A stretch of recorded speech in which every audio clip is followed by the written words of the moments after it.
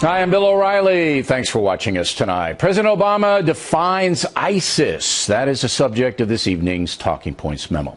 A few days ago, President Obama granted an interview to Vice News, an organization that reports stories on HBO. Lately, Mr. Obama likes to speak to outlets that attract younger viewers.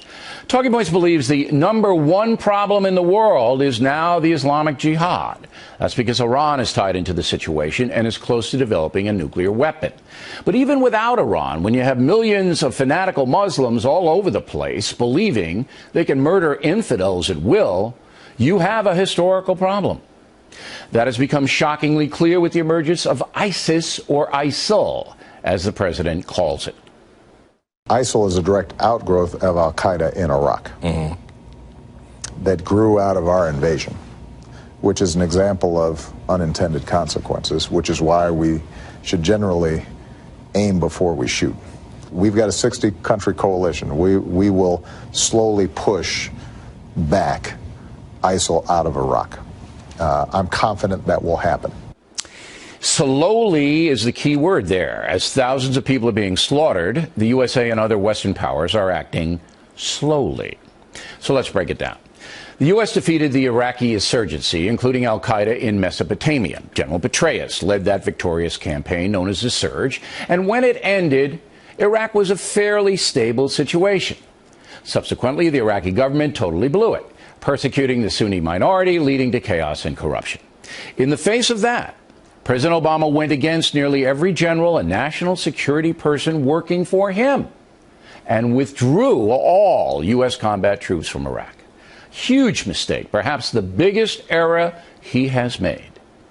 Faced with no controlling authority, Muslim jihadists began to run wild and infiltrated into Iraq from Syria, where they were fighting against the Assad regime. The president ignored the situation at first, and when it finally got to critical mass, he called the ISIS savages the junior varsity. Again, an enormous mistake. So now we have another war in Iraq. Iran fighting ISIS, two bad crews against each other. The result? Extreme violence. Thousands of human beings are being killed. Analyzing that, the president comes to the conclusion that it was President Bush's fault.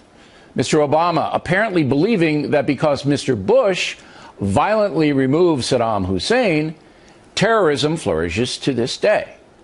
While the Iraq War did indeed cause far too much blood and treasure for America, it was a victory until President Obama mucked it up.